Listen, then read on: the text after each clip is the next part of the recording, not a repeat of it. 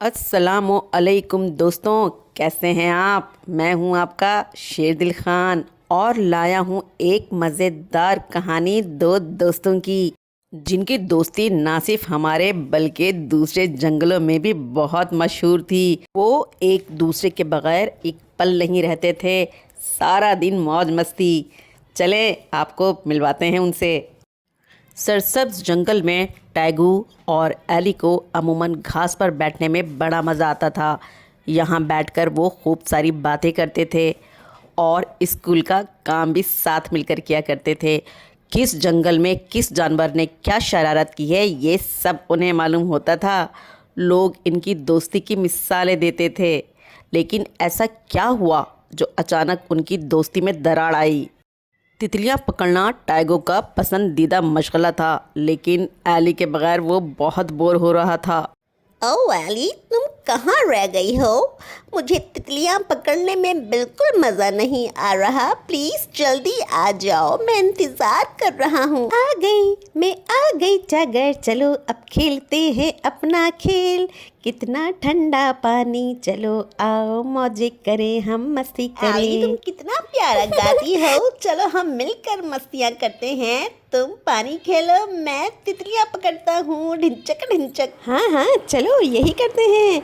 पानी कितना ठंडा है, देखो कितना मज़ा। एली, तुम्हें क्या हुआ है? कहीं तुम्हें चोट तो नहीं लग गई? यकीन करो एली, मेरा यकीन करो, मैंने जानबूझ करके नहीं मारा। एली, दूर रहो तुम मुझसे। तुम दोस्ती के काबिल नहीं हो। तुमने जानबूझ करके मेरा पैर जख्मी कर दिया। तुम वाकई जंगली और जानवर हो। तुम्हारे साथ कोई नहीं खेलता, मुझे भी नहीं खेलना चाहिए था। तुम दोस्ती के काबिल नहीं हो। आइंदा कभी मेरे सामने मत आना। दिन गुजरते गए और एली और टाइगर की लड़ाई को काफ़ी अरसा हो गया। इधर टैगू अपने इलाके में उदास बैठा रहता था और सोचता था, क्या एली ने मुझे ठीक कहा? मैं जंगली जानवर हूँ, क्या मैं दोस्ती के काबिल नहीं हूँ? इधर एली बैठी टैगू को याद करती रहती थी। वो ठीक से चल नहीं पा रही थी, लेकिन वो टैगू और अपने चंचल लम्हात को याद करती। टैगू, तुम कहाँ हो? मैं जानती हूँ मैंने तुम्हें बहुत कुछ सुना दिया। तुम मेरे अच्छे दोस्त हो, मुझे ऐसा नहीं करना चाहिए था, पर क्या तुमने मुझसे माफ़ी मांगी? एक दिन टैगू जंगल से गुजर रहा था कि शरारती मंकी ने उसे रोका और कहा, हेलो, इधर दास जा रहे हो? क्या तुमको नहीं लगता कि तुम्हें अपने दोस्त से माफी मांगनी चाहिए? अनजाने में ही सही, पर तुमने उसे तकलीफ दी। वो चल नहीं पाती, लेकिन तुम्हें बहुत याद करती है और अच्छे दोस्त हमेशा सॉरी करते हैं। बंदर के समझाने पे टैगू ने खुद को मुजरिम महसूस किया और एली के पास पहुंचा। ओ एली, मैंने तुम्हें जो अनजाने में तकलीफ दी है, मुझे उसके लिए माफ़ कर दो। लेकिन यकीन करो, मैंने ऐसा जानबूझकर नहीं किया। मैं तितलियां पकड़ रहा था और उसके दौरान मैं तुम पर गिर गया और तुम्हें चोट लग गई। एली ने टैगो की आवाज़ सुनी और खुशी से झूम गई। इसका दिल उनकी दोस्ती के लिए तड़प रहा था। वो बोली, मुझे भी माफ़ कर दो टैगू। मेरा रवैया तुम्हारी गलती पर बहुत बुरा था। मैंने तुम्हारी बात सुने बगैर तुम्हें पता नहीं क्या क्या सुना दिया। मुझे ऐसा नहीं करना चाहिए था। क्या हम दोबारा से फिर से दोस्ती स्टार्ट कर सकते हैं?